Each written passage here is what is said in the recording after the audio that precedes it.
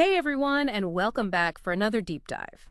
So this time we're going to be looking at the idea of country. And I know you might think, oh, country, that's just another word for like land, right? But we're going to challenge that definition a bit today. And we've got some great resources to help us do just that. We've got some academic texts and some really interesting visuals.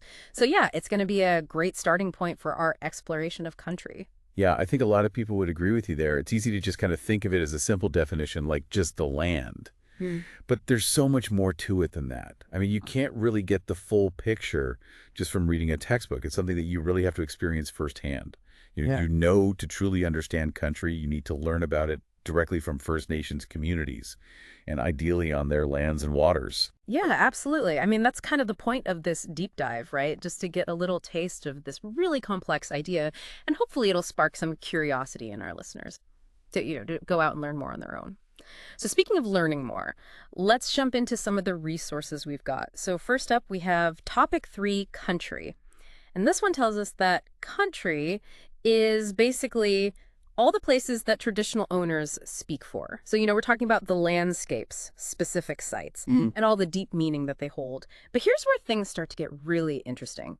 Because country isn't just limited to like the ground we walk on. It includes the sea, fresh water, and get this, even the cosmos. Winds and clouds are considered part of country too. It's just so expansive. Yeah, it really highlights how interconnected everything is, which I think is something that's really central to understanding country. Right. It's such a different perspective from a non-Indigenous understanding. And, speaking of interconnectedness, we've also got this visual representation in Figure 3.1, which shows all the different aspects of First Nations life that are linked to country. It's really cool to see it all laid out like that. What jumps out at you when you look at this figure? Well, I think it really drives home the point that country isn't just a place. It's like the foundation of their entire existence. Yeah. Their Yeah. culture, their spirituality, their well-being, it's all intertwined with country. Yeah, it really makes you realize how much deeper this connection is than just like, oh, I like spending time in nature or something. Yeah. And what's even more interesting is that this connection isn't just for those living in remote communities. Even urban First Nations people have strong ties to their country, even if it's geographically distant. Absolutely. It speaks to the enduring power of that connection. Yeah. There's this study done by Harrison and McLean. It's listed as reading 3.1 in our sources, and they explored how these connections persist, Yeah. even in urban settings. Oh, wow. I can't wait to dig into that study. So, okay, we've talked about what country is, but what does it mean to actually care for it? We keep hearing this term caring for country. What exactly does that entail? Well, on the surface, you could say that it describes First Nations-led land management. But it's so much more nuanced than that. I bet each community probably has its own unique interpretation of what it means to care for their country. Absolutely. Yeah. We can't just impose our own preconceived notions onto this concept. Right. Going in with an open mind is super important. And I think reading 3.2 is supposed to be a good intro to caring for country, although I'm feeling nothing can really compare to learning about it firsthand from First Nations communities. Oh, for sure. But before we get too far ahead of ourselves, we also have Video 3.1, which showcases this really interesting First Nations business called Native Secrets. And they've actually managed to weave caring for country practices into their work. Oh, wow. That's so cool. I'm really curious to see how they do that. What makes their approach so unique? Well, what's fascinating about Native Secrets is that they have this really holistic approach. I mean, they're not just focused on profits. They're actively working to regenerate the land, revitalize cultural practices, and empower their community. It's really inspiring to see how they've managed to blend tradition with modern business. Yeah, that's incredible. So, okay, we've talked about this idea of caring for country, but what are some concrete examples of what that actually looks like in action? What does it actually look like on the ground? Well, it can take many different forms: backburning vegetation regeneration, sustainable harvesting, monitoring flora and fauna, keeping lore and customs alive, and conducting ceremonies.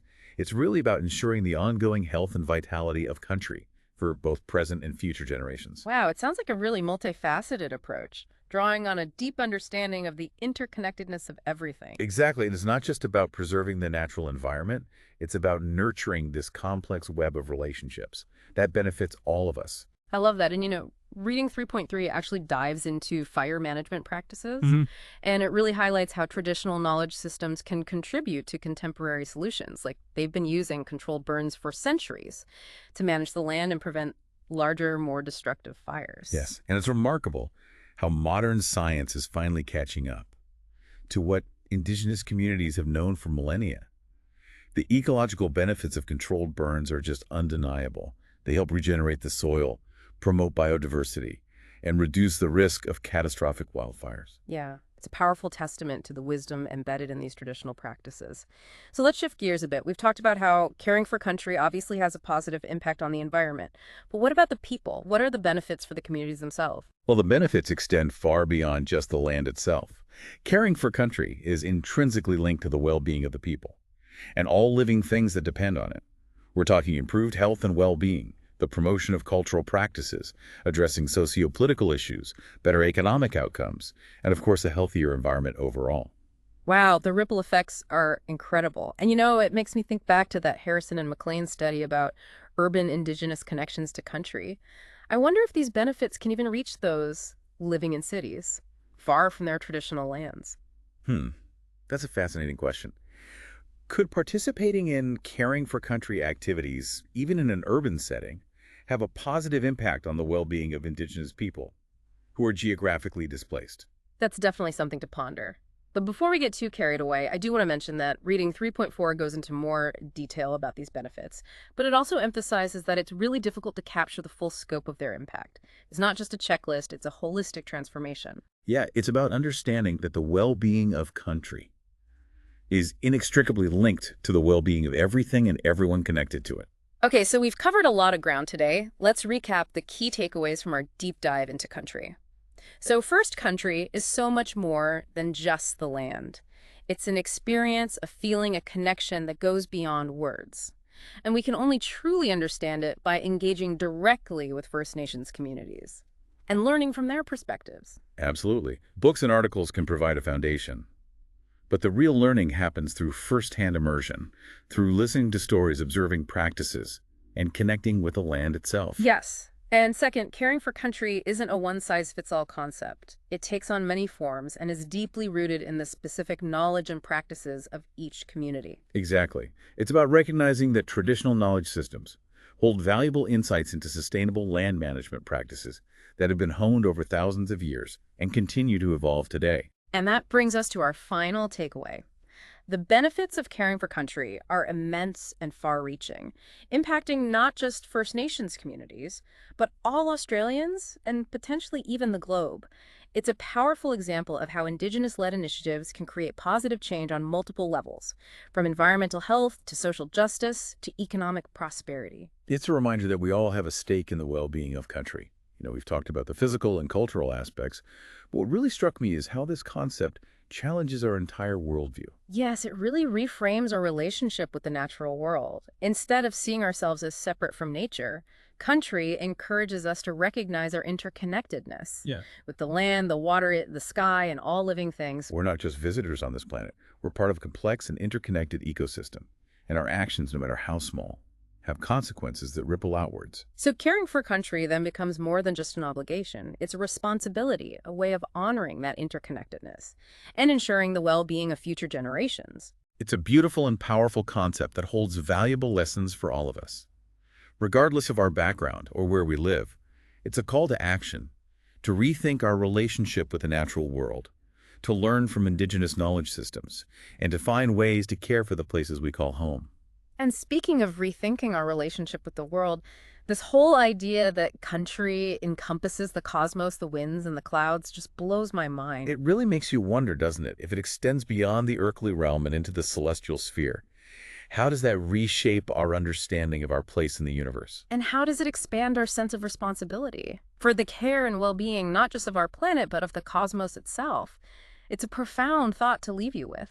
There's so much more to explore, to learn, and to appreciate, and the best way to do that is to engage directly with First Nations communities and listen to their stories, their knowledge, and their wisdom. Well said. This deep dive was just a glimpse into the richness of country and caring for country. Be sure to check out the sources we mentioned if you want to keep exploring, but more importantly, seek out opportunities to learn directly from First Nations communities. That's where the real learning begins. Until next time, keep diving deep. Yeah, they've really got this holistic approach going on, it seems, Not just about, the bottom line. They want to actually regenerate the land and bring back those cultural practices and really empower the community. It's amazing they can mix tradition with a modern business like that. Yeah, it is pretty inspiring. So I'm curious about this caring for country idea. Like, what are some actual examples of what that looks like? Well, there are a lot of ways it can look. It could be backburning, or Hmm. vegetation regeneration, maybe sustainable harvesting, even monitoring the plants and animals, Yeah. keeping the lore and customs alive, Yeah. or doing ceremonies. It's all about making sure country is healthy and strong, for now and for the future. So it's not just one thing, huh? Sounds like it takes the deep understanding of how everything is connected. Yeah, exactly. It's not even just about keeping the environment safe. It's about making sure all these relationships are healthy. And that's good for everybody. Yeah, I see what you mean. Yeah. Reading 3.3 talks about fire management, and it shows how much traditional knowledge can help us today. Like they've been using controlled burns forever to manage the land and stop those huge out of control fires. Right. And modern science is just now catching up to what indigenous people have known for so long. It's amazing, really. The benefits of these controlled burns are huge. Like the soil regenerates better, you get more biodiversity, and less risk of those really bad wildfires. It shows you how much wisdom there is in these practices. So we've talked about the environment, but what about the people? How does caring for country help them? Well, the benefits aren't just for the land. Caring for country is all about the well-being of the people, too, and everything that relies on the land. I mean, we're talking about better health and well-being, stronger cultural practices, solutions for social and political problems. Even the economy does better. And of course, the environment is healthier, too. Wow, that's incredible. It makes me think about that Harrison and McLean study we talked Yeah. about urban indigenous connections to country. I wonder if these benefits reach people in the cities too, even if they're far from their traditional lands. That is a good question. I mean, could participating in caring for country, even in a city, actually help indigenous people who are away from their land? Something to think about for sure. We should mention that reading 3.4 digs into these benefits more, but it also says it's hard to really capture everything. It's more than just checking things off a list, it's a total transformation. Right. It's all about understanding that when country is healthy, everything and everyone connected to it is healthy too. Okay, so we've talked about a lot today. Let's go over the main points from our deep dive into country. First, country is so much more than just land. It's a feeling, an experience, a connection. You can't really get it from words. You have to learn from First Nations communities directly to really understand it. I agree completely. You can read books and articles to get started, but the real learning is when you go out there and experience it. Listen to the stories, see how they do things, and connect with the land. And the second point is caring for country isn't the same everywhere. It looks different in different places. And it's all based on the knowledge and practices of each community. Yeah, you have to remember that traditional knowledge is really valuable. It's all about sustainable land management.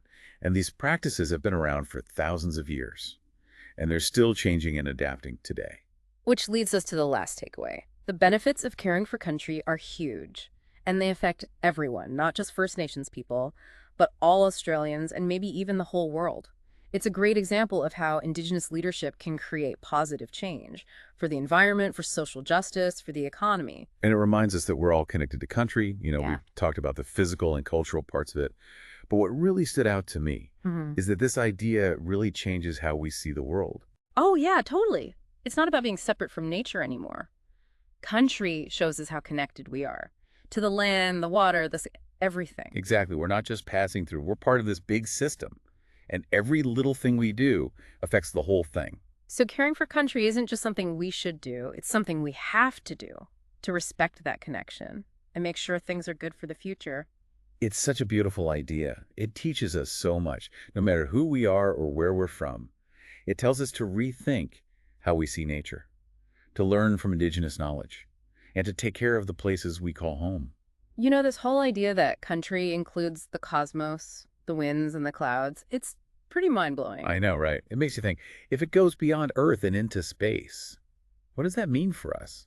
How does it change how we see ourselves in the universe? And does it change how we think about taking care of things, not just our planet, but the whole cosmos? That's a pretty big thought. There's still so much to learn and discover about all this. And the best way to do that is go straight to First Nations communities. Listen to their stories, their knowledge, and their wisdom. That's a great point. This was just a quick look at country and caring for country. Check out those sources we mentioned if you want to learn more. But even better, find ways to learn from First Nations people directly. That's where the real journey starts. Until next time, keep on exploring. So, yeah, it's a really powerful reminder that we all have a role to play in looking after a country. And it's not just about the physical stuff either, you Uh, know. What really got me thinking was how this idea of country changes how we see the whole world. yeah, it really does. Right. It's like we're not separate from nature anymore. Country makes us see that we're all connected to the land, the water, the sky, everything. Yeah, exactly. Like, we're not just visitors here. We're part of this massive interconnected system. And what we do, even the little things, it all has an impact. So caring for country isn't just like an optional thing then. It's a responsibility, right? It's how we show respect for that connection and make sure the future is taken care of. It's a really beautiful concept. It teaches us so much. It doesn't matter where you come from or what your background is. It's a call to action to change how we see nature, to learn from indigenous knowledge, and to find ways to care for the places we call home. You know, this whole thing about country, including the cosmos, the winds, and the clouds, it's kind of mind-blowing when you think about it. Yeah, it's amazing, isn't it? It makes you wonder, like, if it goes beyond Earth all the way into space, how does that change how we understand our place in the universe? And does it change how we think about our responsibility too? Not just for the planet, but for the whole cosmos. That's a pretty heavy thought to leave on. There's just so much to explore and learn about all this, and the best way to do it is to connect with First Nations communities, listen to their stories, and learn from their knowledge and wisdom. Couldn't have said it better myself. This deep dive was just a taste of what country and caring for country are all about. Make sure to check out the sources we mentioned if you want to keep learning, but even better, go out and learn from First Nations people directly. That's where the real journey begins. Until next time, keep diving deep.